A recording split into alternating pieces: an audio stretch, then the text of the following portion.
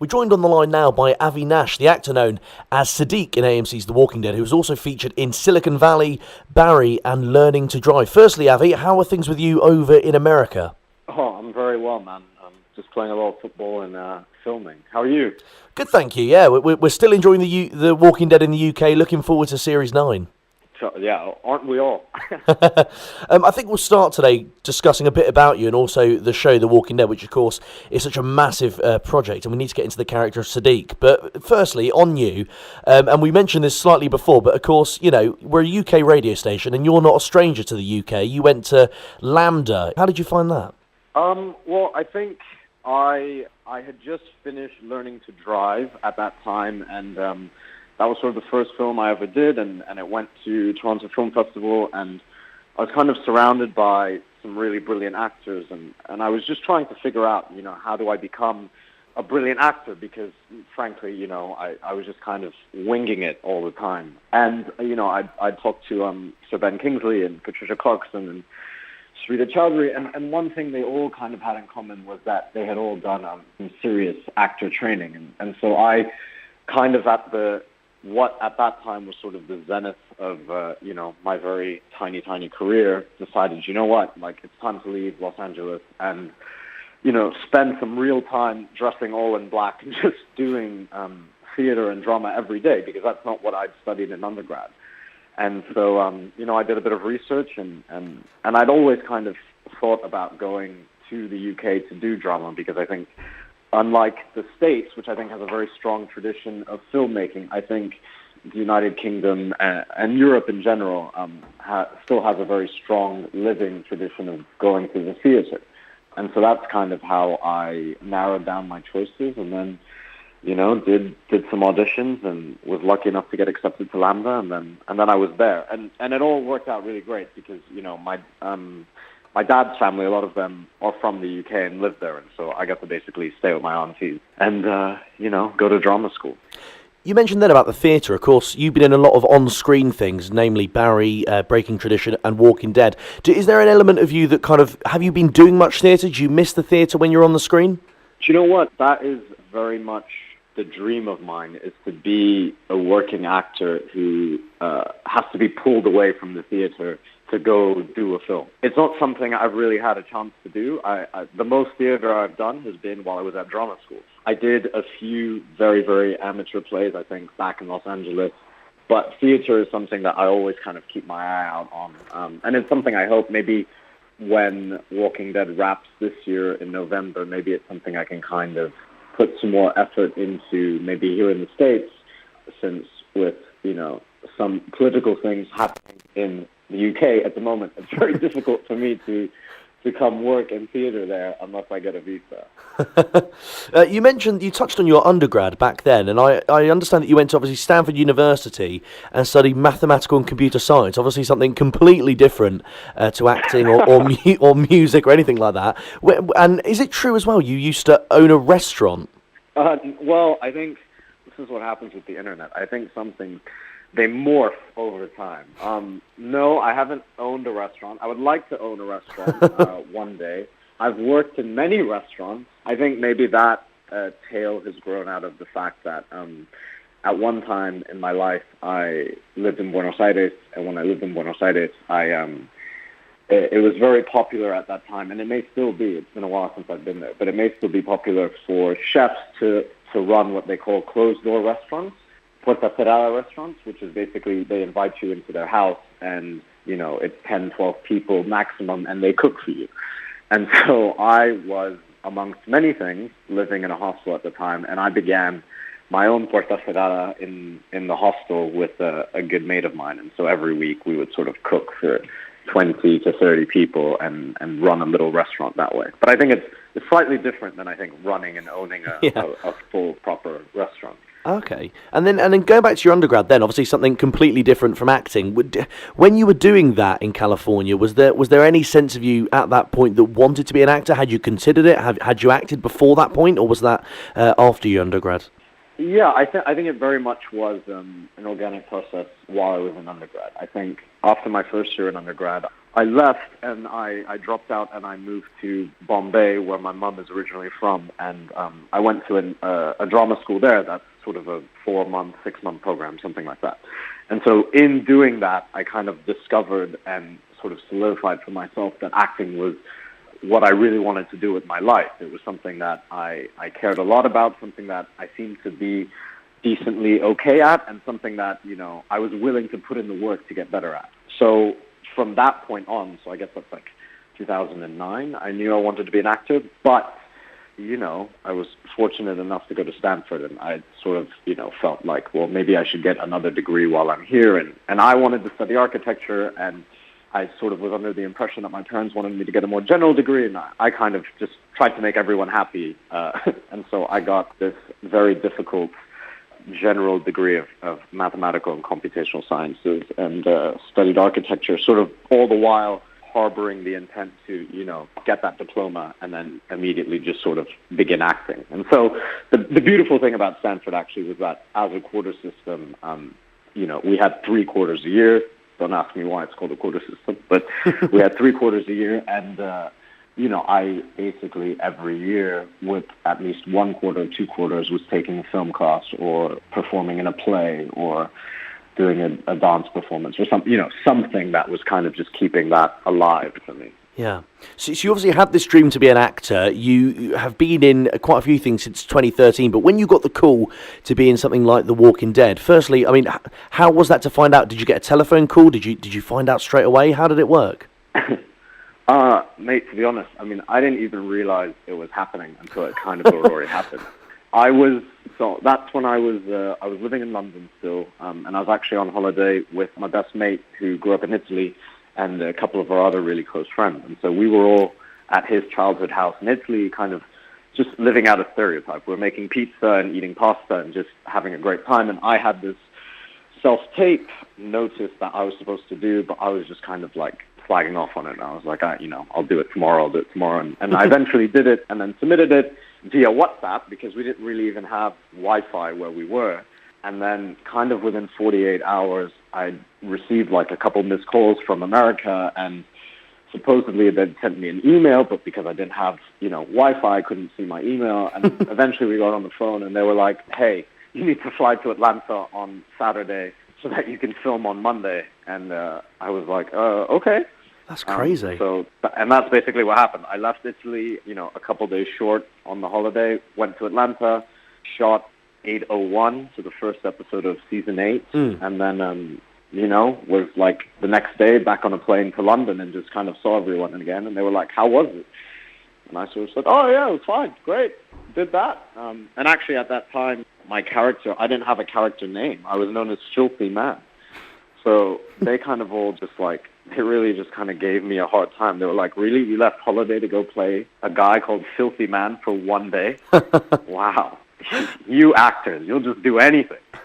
Because that seems to be kind of an ongoing trend with Walk. We've spoken to quite a few actors and actresses from the show, and they've said that when they were first auditioning, the character name they thought they were auditioning for is completely different to what they thought. And of course, with your character, Siddiq, he's quite a big role in the comics as well. Did you kind of feel a bit ill-prepared because you're kind of given this role as Siddiq, you realise that he's had this massive backstory in the comics, and unless you're kind of a die-hard fan of the comics, I mean, did you have to do a fair bit of prep from the comics before you first played Siddiq?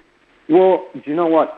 Last year, Scott Gimple was the showrunner, and on my way to Atlanta, sort of like in the airport, I was just kind of sending emails back and forth with him to just kind of suss out like who this guy is and what's happening. And he was very kind to sort of send me a very, very long and thorough email, as Scott Gimple does, just about who this guy was and where he came from. And actually, I had never seen Walking Dead, and I hadn't read the comics, and Scott had given me this backstory, but without his name.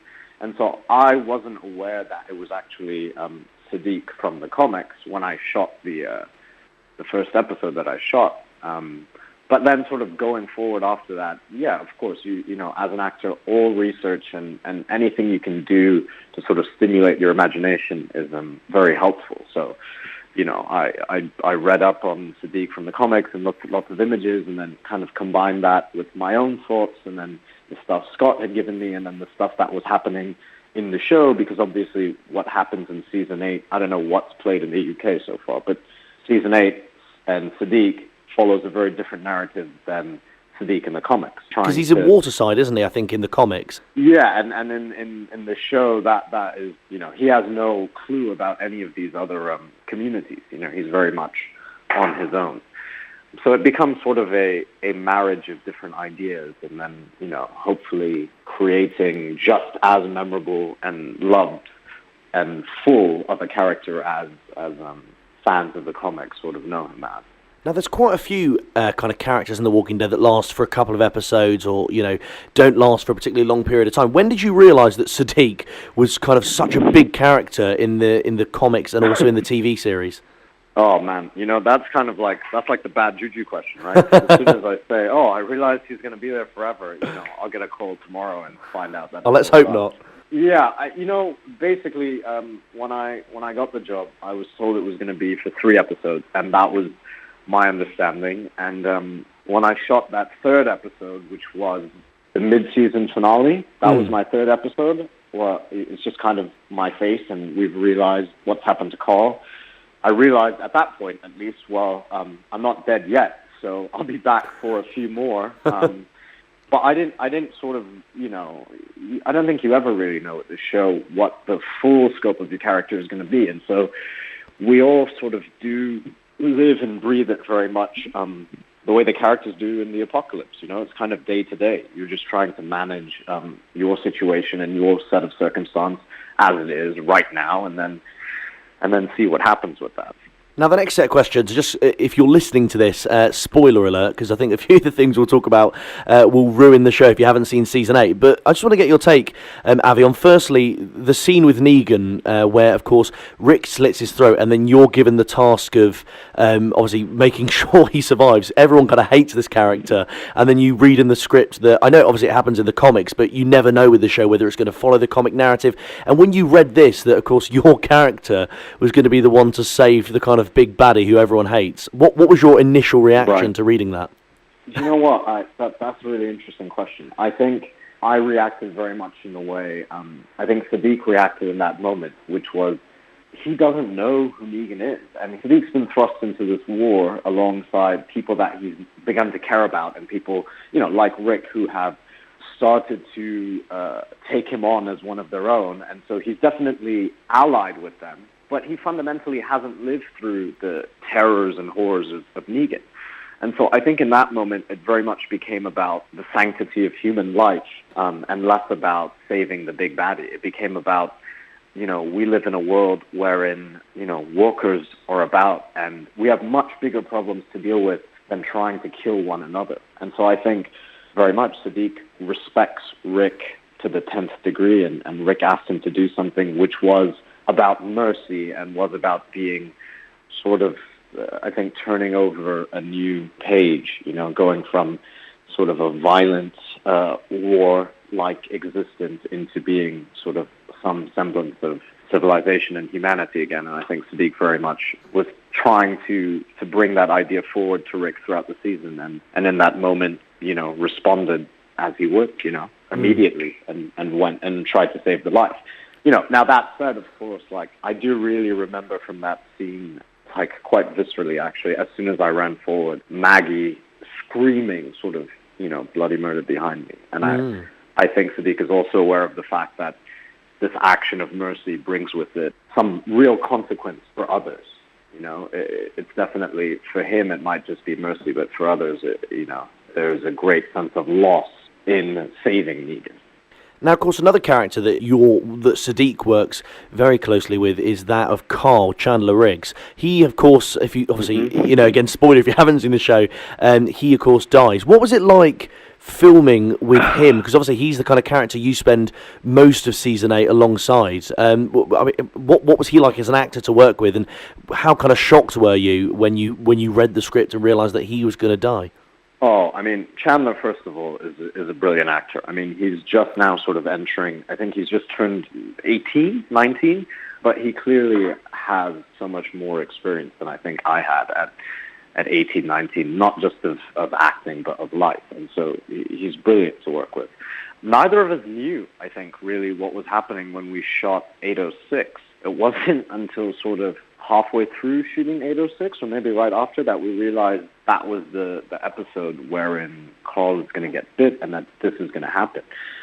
So, our working relationship was very close, and, we were like these two characters that are finding each other and sort of trusting one another and beginning a friendship, and I think that was very much analogous with the two of us as actors, who were working very close together and becoming friends. And then there was this sense of loss because now, this actor that I've worked with and this character that has grown close to my character now all of a sudden is stripped away. And so I think it was very much the same. And I think as Siddiq sort of was very grateful to Carl for letting him in, I think I was very grateful to Chandler for working with me and quite sad to see him go.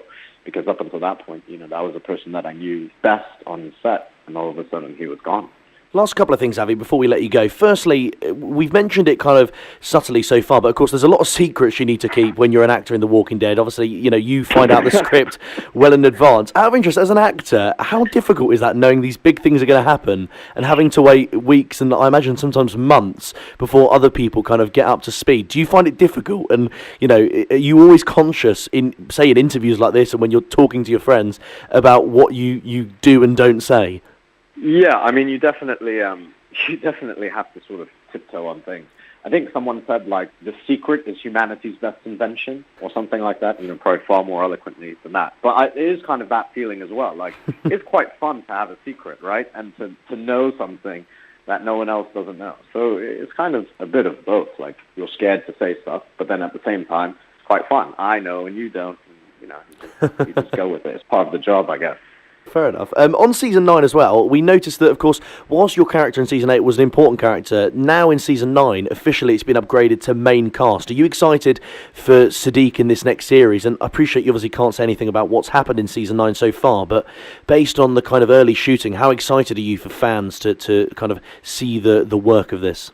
Oh, I'm very, very, very excited. I mean, it's an amazing opportunity to be part of the main cast now, and I'm very grateful for that because, like I said, we had no idea where this character was going to go. I thought it was 3 episodes, and now all of a sudden, I've been given a bigger responsibility and been entrusted with telling more of the story, and I'm very grateful for that. And it's quite fun as well, and it's nice to know also that, I didn't shit the bed the first time around. So that's all really great. And then I think in terms of what I'm excited for fans to see, I just think that this season coming up has I think Angela Kang has really brought a very new, collaborative, sort of exciting energy to the storytelling. And every time any of us see the script for the next episode, we're just really amazed at how she's telling the story and how the writers are telling the story and really just trying to push and change the ideas of what The Walking Dead has been for the last couple of years.